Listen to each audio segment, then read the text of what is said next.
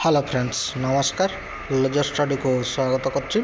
Odisha staff selection commission तरफ notification आसी आमर मेन रिटन एग्जाम तो कौ पोस्ट थिला कौ टाइप एग्जाम हम कौ डेट्रे आमर एग्जाम हम मेन रिटन एग्जाम से विषय पूरा डिटेल्स देखीदा। तो ये देखो ओडिशा स्टाफ सिलेक्शन कमिशन तरफ नोटिफिकेशन आसी मेन रिटन एग्जाम जोटा कि आमर सीजीएल स्पेशलिस्ट 2023 वैकेंसी बाहर आउ दुईटा वैकेंसी एग्जाम हम असिस्टेंट एनालिस्ट आउ लाइब्रेरियन एग्जाम हम है जोटा कि आमर combined recruitment graduate level specialist vacancy rule आकार हम है क्लियर हो गला। तो मेन रिटन एग्जाम यहाँ आउ 22/12/2024 रविवार दिन एग्जाम हम OMR मोड्रे MCQ टाइप एग्जाम हम भुवनेश्वर एग्जाम सेंटर क्लियर हो गला। तो देखीदे कौटार के क्वेश्चन केते मार्क टाइमिंग विषय भी देखीदे। तो देखो असिस्टेंट एनालिस्ट सब्जेक्ट होची कंपलसरी पेपर आउ 100टा क्वेश्चन 200 मार्क हम यहाँ हूँ 22/12/2024 10:30 रु 12टा एग्जाम हम नेगेटिव मार्किंग 0.5 अच्छी क्लियर हो गला। तापर नेक्स्ट होची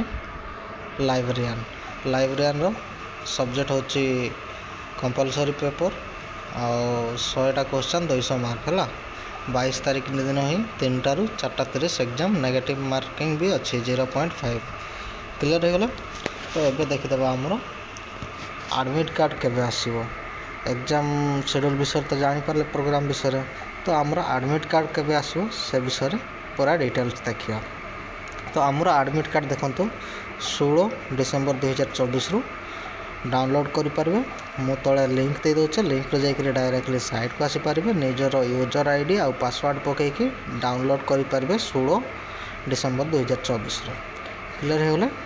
आउ गोटे हूँ नोटिस अच्छी देखो जो मैंने पीएच कैटेगरी अच्छा से मैंने जो स्पेशल रही है एक्स्ट्रा टाइमिंग तो से मैंने 18/12/2024 भितर से सब डिटेल्स भरिकी जो साइट अच्छी से साइट से अपलोड करेंगे जो जीमेल नंबर देते देखते है क्लियर हो गला।